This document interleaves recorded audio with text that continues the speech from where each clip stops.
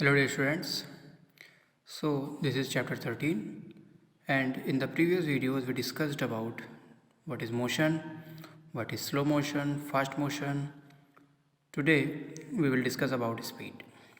You are probably familiar with the word speed. In the examples given above, a higher speed seems to indicate that a given distance has been covered in a shorter time or a larger distance covered in a given time. So what is speed? It is the distance covered in a given time. If we say the speed is fast, high speed, so we can say a given distance is covered in a short time. अगर हम ये speed ऐसा कहें कि speed ज़्यादा है किसी भी ऑब्जेक्ट की, तो इसका मतलब है कि उसने बहुत ही कम समय में ज़्यादा डिस्टेंस कवर किया है, या फिर दिया हुआ जो डिस्टेंस है उसको बहुत ही कम टाइम में कवर किया है. The most convenient way to find out which of the two or more objects is moving faster is to compare the distances moved by them in a unit time. ठीक है, तो अगर हमको दो object का speed compare करना है तो हमें क्या देखना पड़ेगा उनका कि एक दिए हुए समय में, एक यूनिट टाइम में, फिक्स टाइम में. जैसे कि यूनिट टाइम का मतलब यहाँ पर हम लेंगे 1 आवर, 1 मिनट या 1 सेकेंड, जो भी है यूनिट में लेना है. तो दो ऑब्जेक्ट ने कितना डिस्टेंस कवर किया है एक दिए हुए यूनिट टाइम में, तो वो जितना कवर करेंगे उसी से हम कंपेयर कर सकते हैं कि उनकी स्पीड में क्या डिफरेंस है. Thus, if we know the distance covered by two buses in 1 hour, we can tell which one is faster. ठीक है, जैसे कि दो बसेस हैं, उन्होंने 1 घंटे में जितनी भी डिस्टेंस कवर किया होगा उससे हम बता सकते हैं कि किसकी स्पीड ज़्यादा थी और किसकी कम थी. मान लीजिए 1 घंटे में किसी बस ने 40 किलोमीटर तय किए हैं. ठीक है, एक बस है जिसने कितना 1 घंटे में कितना कवर किया, 40 किलोमीटर्स, और दूसरी बस है उसने 1 घंटे में 50 किलोमीटर्स जो है कवर किए हैं. तो स्पीड यहाँ किसकी ज़्यादा हुई, जिसने ज़्यादा डिस्टेंस कवर किया है गिवन टाइम में, 1 आवर में. ठीक है, यानी कि इसने 1 घंटे में 50 किलोमीटर्स कवर किया है और इसने कम किया है. दैट मीन्स इस बस की स्पीड ज़्यादा है.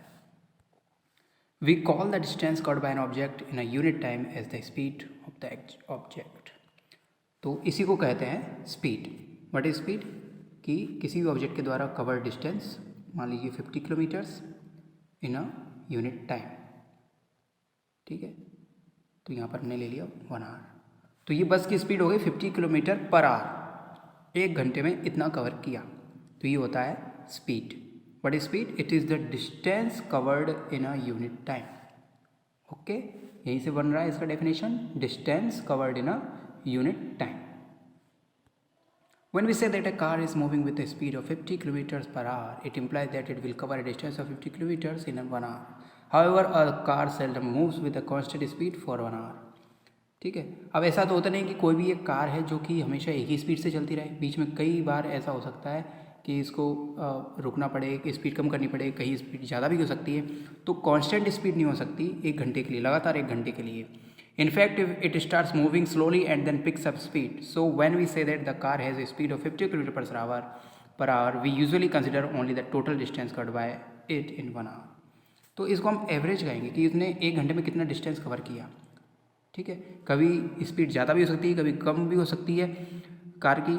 तो हम सिर्फ क्या देखेंगे वहाँ पर उसका कि उसने एवरेज टाइम में, उस दिए हुए टाइम में कितना डिस्टेंस कवर किया है. हम ये नहीं देख रहे हैं कि बीच में उसने कितनी स्पीड बढ़ाई है, कितनी कम की है. हम सिर्फ ये देखेंगे कि उसने दिए हुए टाइम में कितना डिस्टेंस कवर किया है.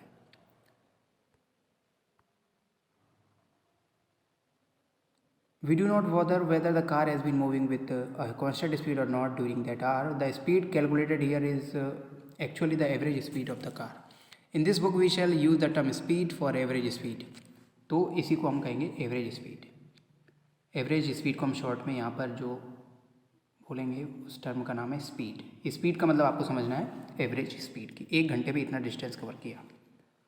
For us the speed is the total distance covered divided by the total time taken. तो ये हो गया इसका.